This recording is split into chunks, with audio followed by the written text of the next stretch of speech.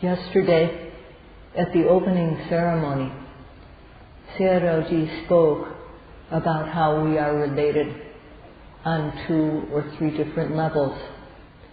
He talked about being related, the ways we are related. And he also spoke about how beings become related by the Dhamma. The Dhamma which lifts up those who practice according to the Dhamma. From all over, yogis have come here to gain this Dhamma blood. And Sayadaw, to the extent that he has this Dhamma blood flowing in him, he's ready to give this. You can't give something that you don't have. That means that one can't just read books and then teach others about the Dhamma. One has to rely on a good teacher and practice according to the instructions, as well as to know a certain amount of theory. And to the extent that one gains through one's practice physical, verbal, and mental behavior which is polite, refined, and civilized, then, only then can one teach others this way so that they can become civilized, refined themselves. Only teaching in this way is natural. This is the natural way to teach. So one can only teach others after one has gained these qualities for oneself. So with loving kindness and compassion, metta and karuna, at the forefront, Sayadaw aims to give what he has. And if those who receive this teaching cherish it, practice it respectfully, with meticulous care and continuity, then it will be quite satisfying to give this gift. So Sayadaw hopes that you will all be able to work in this way.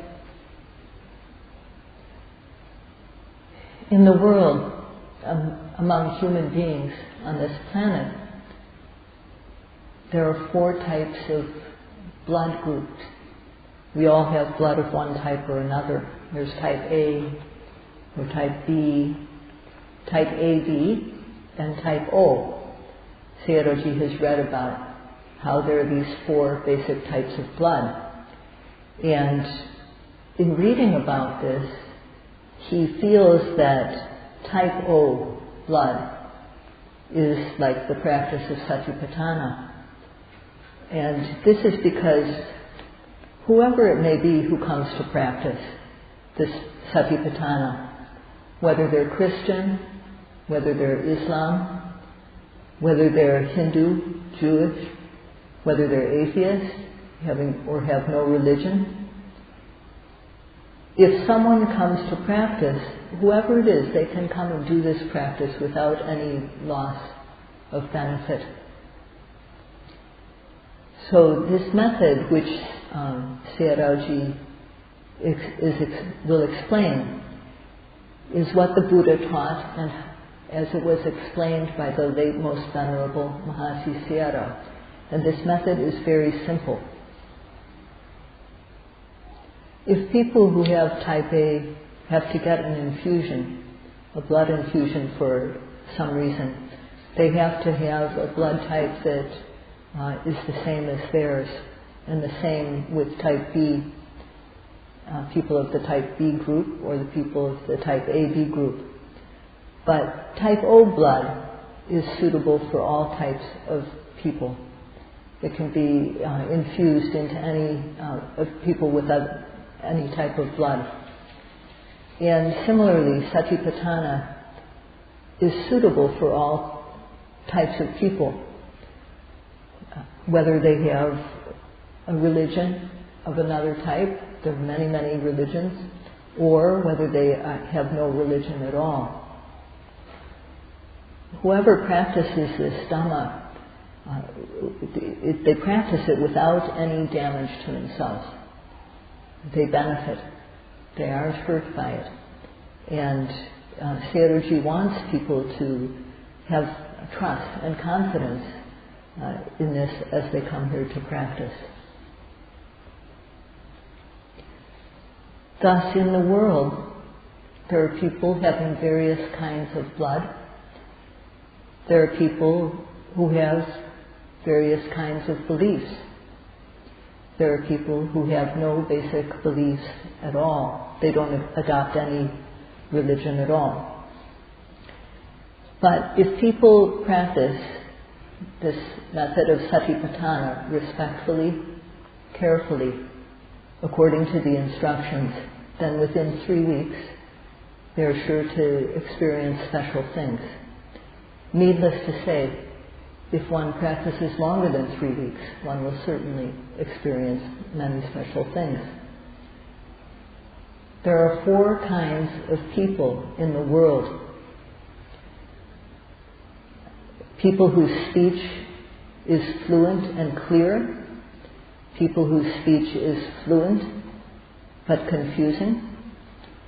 People who speak slowly but what they say is clear. And people who are slow to speak and they speak in a confusing way. So this first group, they can speak easily, and when the listener finds what they say very clear, it's very easy to understand what the person says. That's the first group. They speak easily, and what they say is very clear. The second group can speak easily, fluently, but what they say is confusing. What they say first doesn't agree with what they say later. That sort of thing. The third group is slow to speak, but what they say is clear. So these people too are easy to understand, but they speak slowly, not quickly, not freely. And the fourth group, they speak slowly, and what they say is confusing. What they say earlier doesn't agree with what they then say later. So it's hard for the listener to understand. And also they don't speak quickly or clearly. So the best of these 4 is the person who is fluent and clear, because their speech is easy to understand. And they can speak easily. This person, if they understand the qualities of the Dhamma, the virtues of the Dhamma, and practice respectfully and carefully, within 3 weeks, Sayadaw guarantees they will experience special things. The second type of person can speak fluently, that is, easily. It's true. But what they say is confusing. They say things that should be said last, they say them first, and vice versa. So it is hard for people to follow what they're saying. If this person practices according to the instructions, then knowledge will arise. But because their speech is confusing, how they present their experience is confusing, then it's not so clear what is happening with them. So the teachers have to be careful about this type of person. The third type of person, whose speech is slow but clear. This person is slow to speak, but in terms of what they say, it's very clear. Their meaning is very clear. It's quite easy to follow because they say what should be said first, and so on. So what they say about their experience is quite clear to the teacher. This person will not develop knowledge as fast as the person who is both fluent, easy with speech, and clear. But because this person will have to take a little bit more time. But such a person within 1 month or 1.5 months, practicing according to the instructions, can develop the Dhamma quite thoroughly in that amount. The fourth type of person is slow in their speech, and what they say is confusing. Slow means it takes them a long time just to get out one word, 2 words, 3 words. So it takes them a lot of time, and then what they say is not clear. For example, they may have read a lot, and they include that. They don't speak about what they experience necessarily. They talk about what they read or what they think is happening. And when they talk about what they think is happening instead of what they really experience, then instructing this person is quite difficult. And Sayadaw has encountered this type of yogi before.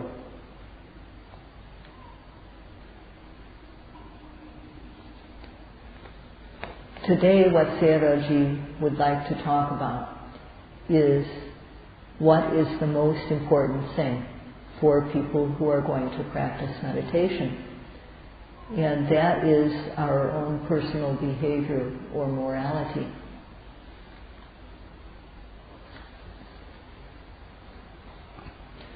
For humans, our personal behavior is very important. No matter how much worldly education we may have, no matter how many degrees we may have gotten, PhD or others, no matter how many things we possess, no matter how wealthy we are, no matter how good our health is, no matter how many friends we have, without basic morality, we're not truly human. If we're human, then we need to behave like human beings. We have to perform what is our human responsibility. For monks, their monastic rules are what they have to keep. This is their Sila. And we must be honest about what it is that we do. So Sayadaw would like to speak about this, the morality that we keep. If a person does not have any shame or fear regarding what they do, if they don't have any ability to understand how other people feel, such a person will be without basic morality. They will just do what they think is good to do. If they have no shame or fear about what they do, no ability to be sympathetic towards others, such a person will just do whatever they think is okay.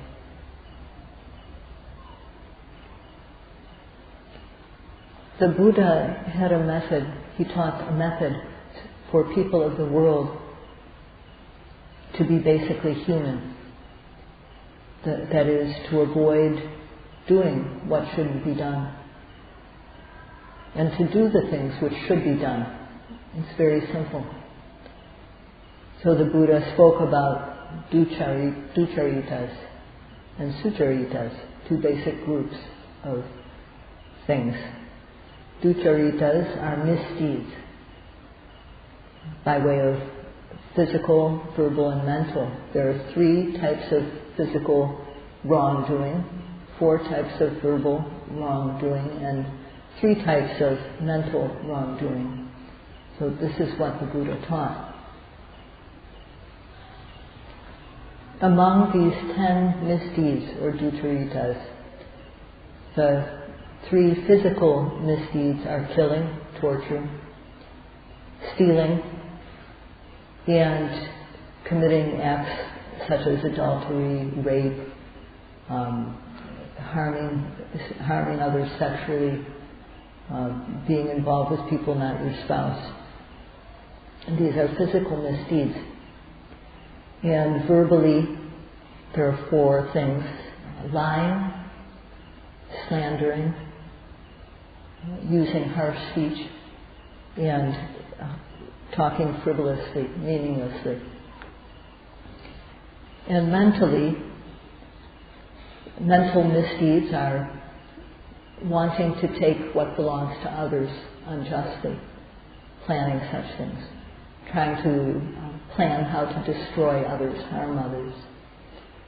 And then not believing in, for example, if we do something good by way of body, speech or mind, it'll bring good results. If we do something bad by way of body, speech or mind, it will bring bad results. Not believing in that. And it's just as though one were not to believe that, okay, if I eat something suitable for me, I'll get good health. If I eat something that's terrible for me, I'll have bad results. Similar to not having that understanding is the lack of understanding about good deeds bringing good results and bad deeds bringing bad results. Thinking, for example, when we die, that's it. All these things, these four types of beliefs, or these four types of mental attitudes, are the four kinds of mental misdeeds. So these misdeeds, one should know about them in advance. One should, either by reading about them or by hearing about them from a good spiritual friend, one should know that these are things which are bad to do. And when one knows about these types of wrong deeds and despises them, that is called hiri and ottappa, or moral shame and moral dread. One should have this type of attitude. Or, on the other hand, one should have the understanding of how other people feel when they're harmed. If one should have either of these types of attitudes. If one doesn't know about what is right and what is wrong, if one doesn't know about these types of deeds which are wrong to do,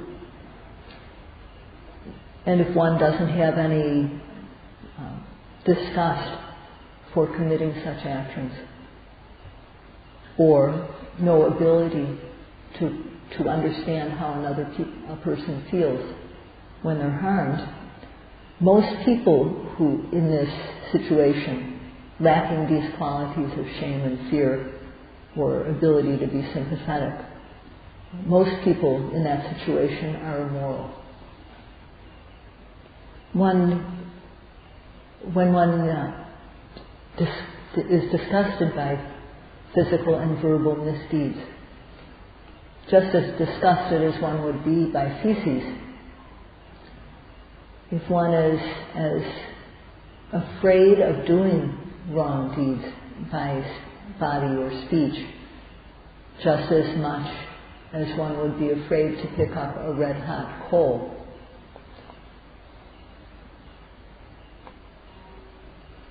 these are attitudes which we should have. If we know that something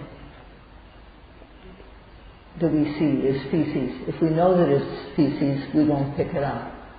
And if we know that something is red hot, we also won't touch it.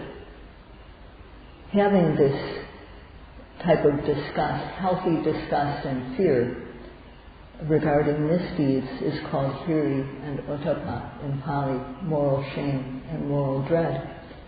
And it's very important for humans to have these qualities. If we have this type of moral shame and moral dread, then it's easy to avoid killing and torturing. It's easy to avoid stealing. It's easy to avoid adultery and other sexual misdeeds. It's easy to avoid lying, slander, harsh speech. If one can avoid these physical and verbal misdeeds, one's morality is kept intact. One's morality is clean, and others are not harmed. So this accomplishes two things at once, two at a blow. Because when we refrain from wrongdoing, it's not just for ourselves, it helps others too. People should have the understanding about how it feels to be harmed. People should have the ability to know, I wouldn't want to experience that sort of thing. And others don't like it either. This is the type of understanding one should have. And with this understanding, even though one still has greed, hatred, and delusion, one will control oneself and thus protect others. One won't cause others any harm. And at the same time, one will keep one's moral behavior clean and pure. And this is called Sila, or morality, controlling one's physical and verbal behavior so that it's pure.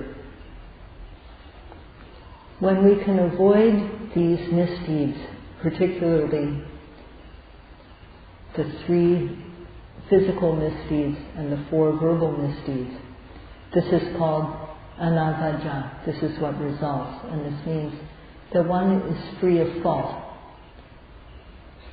We live in a world where we're not isolated from others. Others around us look and they see what we do. And when we don't do these misdeeds, then people around us won't blame us. Our behavior will be pure, become gentle, refined, and this is delightful.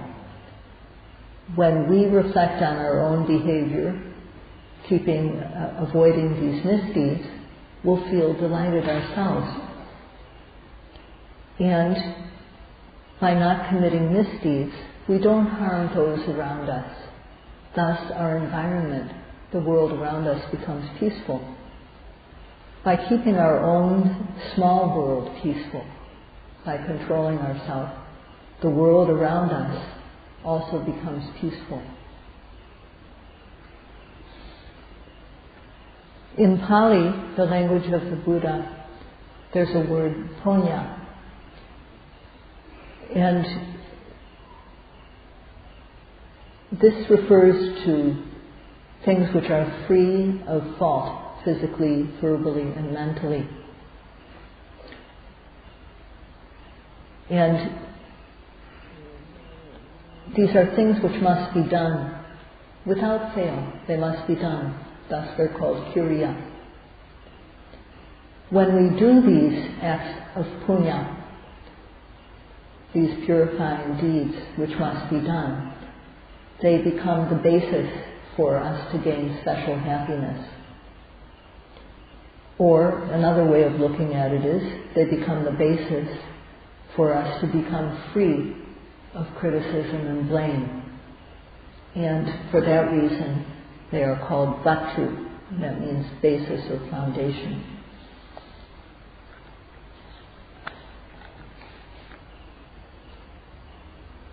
If we have Sila, morality, then we are people who have mastered themselves.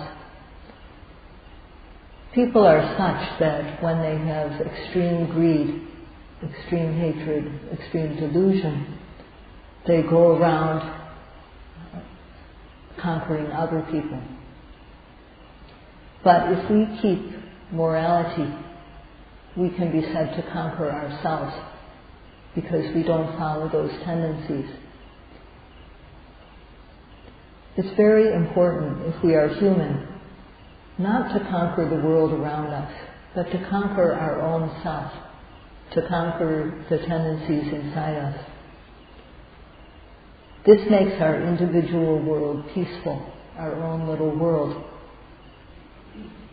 And when our own world, ourself, is peaceful, then the world around us will be peaceful also. This is the way that the Buddha taught to peace. If the people of the world would at least keep 5 precepts, how would the world be? Think about it. When we make our own individual world peaceful by avoiding the 3 kinds of physical misdeeds and the 4 kinds of verbal misdeeds, what happens in us? Our body and speech, our actions and speech become clean and pure, very pure. And this is called Visuddhi. And because what we practice, this control of physical and verbal behavior, is called Sila.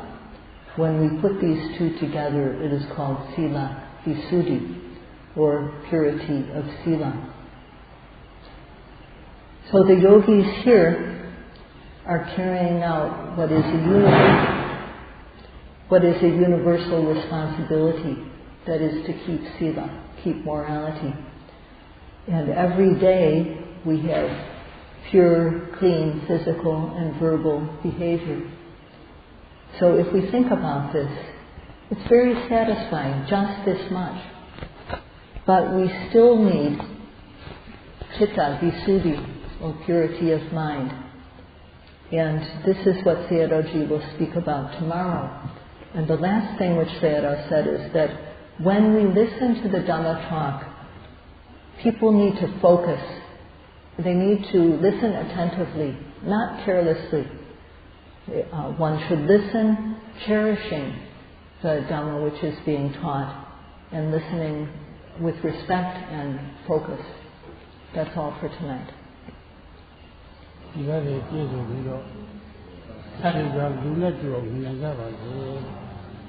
And Sayadaw adds, keeping your Sila complete, this which is our basic human responsibility, from this may we be able to practice and develop the Dhamma. Sadhu.